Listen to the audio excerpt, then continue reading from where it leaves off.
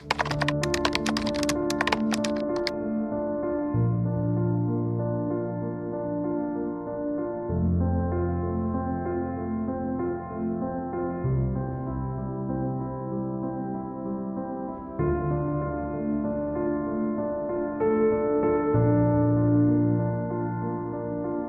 with your morning coffee, maybe watching the birds at the feeder, the phone rings. The caller ID shows it's your grandson, Ethan. His voice, strained and urgent, comes through. "Grandma? I'm in trouble. I had a car accident, I'm in jail, and I need bail money right now. Please, don't tell Mom and Dad. I'm so embarrassed." Your heart pounds. You want to help. You need to help. This scenario, dear friend, is the cruel engine driving one of the most pervasive and heartbreaking scams targeting folks like us right now, the grandparent scam. And according to the FBI and AARP, it's not just persisting into 2025, it's evolving, becoming more sophisticated, and exploiting our deepest loves and fears with chilling precision. Hearing about these threats isn't meant to frighten you, but to gently arm you with awareness, because forewarned is truly forearmed. That Ethan on the phone?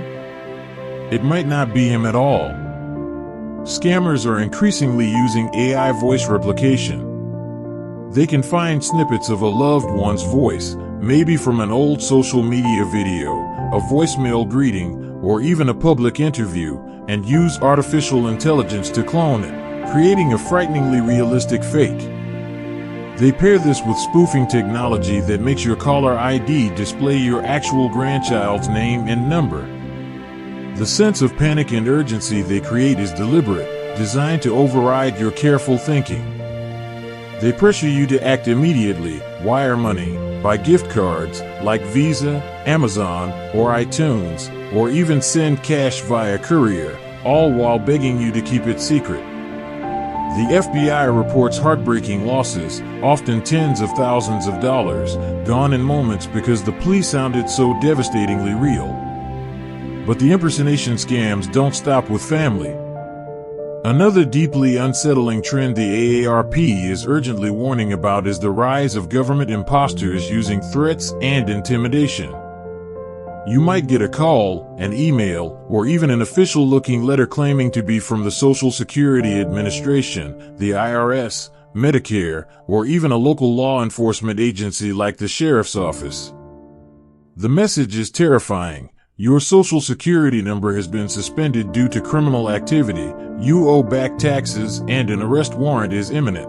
Or your Medicare benefits are about to be canceled unless you pay a fine or reissue fee right now. They'll often demand payment in ways real government agencies never do: gift cards, cryptocurrency, wire transfers, or even asking you to withdraw cash and hand it to a courier waiting outside your home. They use official-sounding jargon, fake badge numbers, and threats of immediate legal action or even deportation to create paralyzing fear. Remember this absolute truth: no legitimate government agency will ever demand immediate payment over the phone via gift cards, wire transfer, or cryptocurrency, nor threaten arrest for non-payment without due process. They communicate through official mail, and they offer clear avenues for appeal. Another scam preying on vulnerability, especially in 2025, is the romance scam targeting seniors online. Con artists create elaborate fake profiles on dating sites, social media, or even gaming platforms. They spend weeks or months building trust, sharing seemingly intimate details, expressing deep affection, love bombing you. Then, the crisis hits. They need money for a sudden medical emergency, to travel to see you, but their wallet was stolen, to save a failing business, or to help a sick relative. They exploit your kindness and loneliness, weaving a complex web of lies designed to pull at your heartstrings and your purse strings. The AARP emphasizes that these scams are devastating, often draining life savings and leaving profound emotional trauma alongside financial ruin. Be extraordinarily cautious about sending money to someone you've only met online, no matter how convincing their story or how strong the connection feels. So, how do you stand firm against this onslaught of deception? The very first, most powerful shield is recognizing the core tactics all these scams share. They all create a powerful sense of urgency, act now or face dire consequences. They thrive on secrecy, don't tell your family, your bank, or anyone else. They demand unusual payment methods, gift cards, wire transfers like Western Union or MoneyGram, cryptocurrency, Bitcoin, prepaid debit cards, or cash sent by courier. And they often use fear or emotional manipulation, threats of arrest, deportation, harm to a loved one, or the loss of essential benefits or relationships. If a communication, phone call, email, text, message, or even a knock on the door triggers any of these red flags, slam on the mental brakes. This is the critical moment where suspicion is your best friend. Here's your instant action plan when faced with any urgent, suspicious request, the pause principle. When that wave of panic or pressure hits, stop. Take a literal deep breath. Hang up the phone, close the email, shut the door. Do not engage, argue, or try to reason with them. Their entire script is designed to overcome your objections. Then, verify independently. If they claim to be your grandchild, hang up and immediately call the real Ethan, his parents, or another close family member using the number you know is correct. Don't call the number they called from or gave you. If they claim to be the IRS, SSA, or sheriff, hang up and look up the official phone number for that agency yourself. Don't use the number they provided. And call them directly to ask if there's a legitimate issue. If it's an online romance plea, talk to a trusted friend or family member about the situation before sending a single penny. This simple act of pausing and verifying through your own trusted channels is your strongest defense.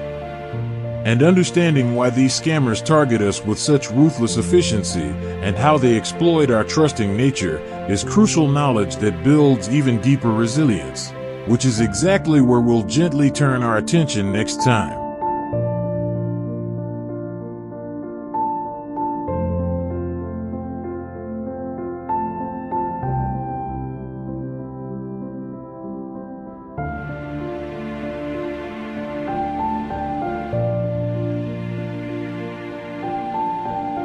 Continuing right where we left off, friend. We talked about slamming on the brakes with the pause principle when that wave of urgency or fear hits. That instinct to stop, breathe, and verify is your strongest shield. But it's natural to wonder why. Why are these criminals focusing so intensely on folks like us? Understanding the why isn't about blame. It's about seeing their tactics clearly, like recognizing the moves in a dangerous game, so you can step aside with quiet confidence. The sad truth is, scammers see us as prime targets for cold, calculated reasons. They know many seniors have spent a lifetime building savings or have dependable income sources like pensions or Social Security, resources they aim to steal. They also know that for those on fixed incomes, losing even a few $1,000s isn't just an inconvenience, it can be catastrophic, impacting the ability to pay rent, buy medication, or afford groceries.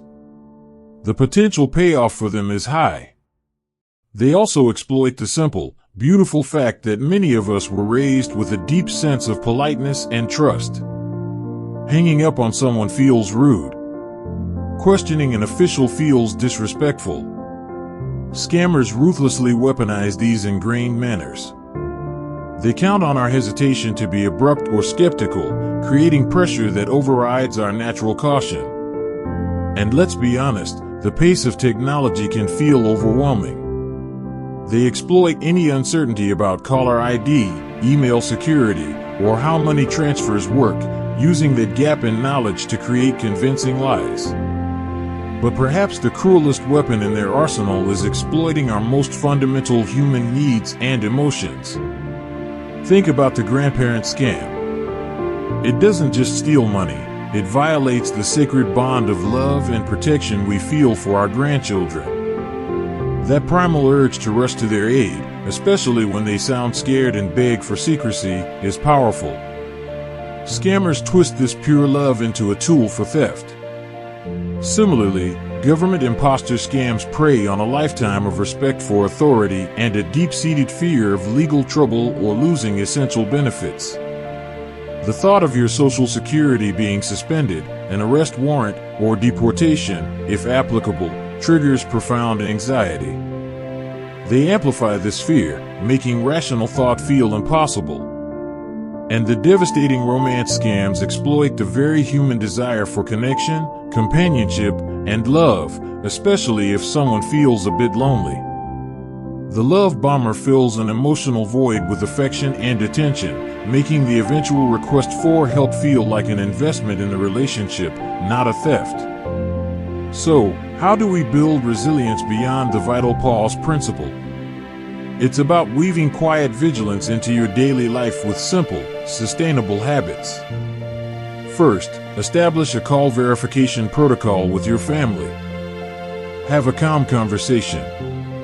Agree on a simple, unexpected code word or a specific, verifiable question only your real family would know the answer to, e.g., what was the name of our first dog, or what street did Aunt Mabel live on? Not your mother's maiden name, which might be on records. Make sure everyone knows, if someone claiming to be a family member calls in crisis demanding money and secrecy, you will ask for the code or the answer to that specific question before taking any action. If they can't provide it instantly, hang up and call the known number.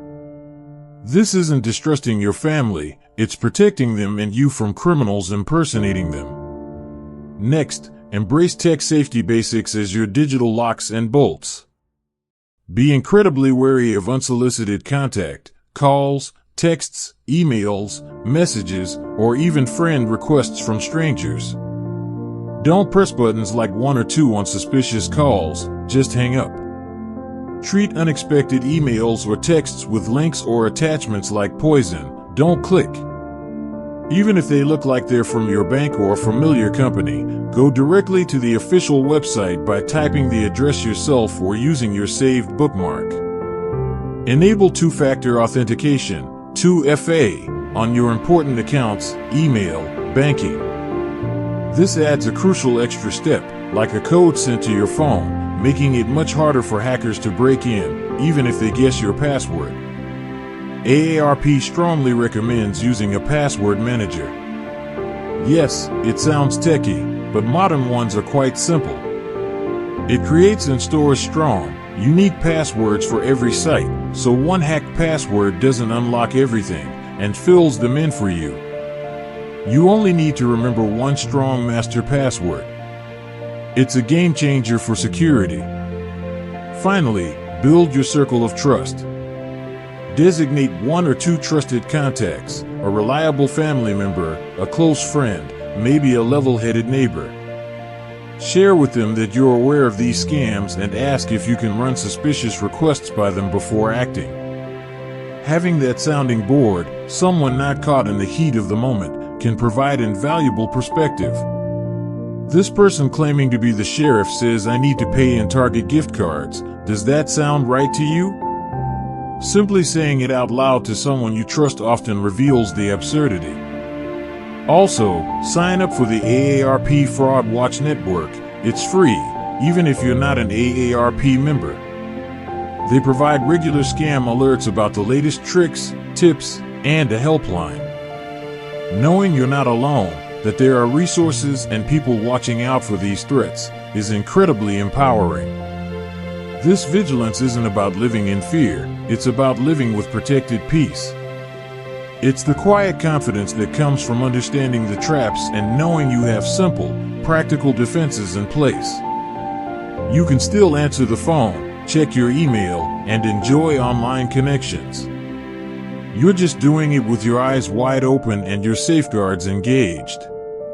And if, despite all your care and caution, you ever find yourself caught in a scammer's net, knowing exactly what steps to take next, swiftly and decisively, can make a critical difference in limiting the damage and starting the recovery, which is where we'll gently turn our attention next time.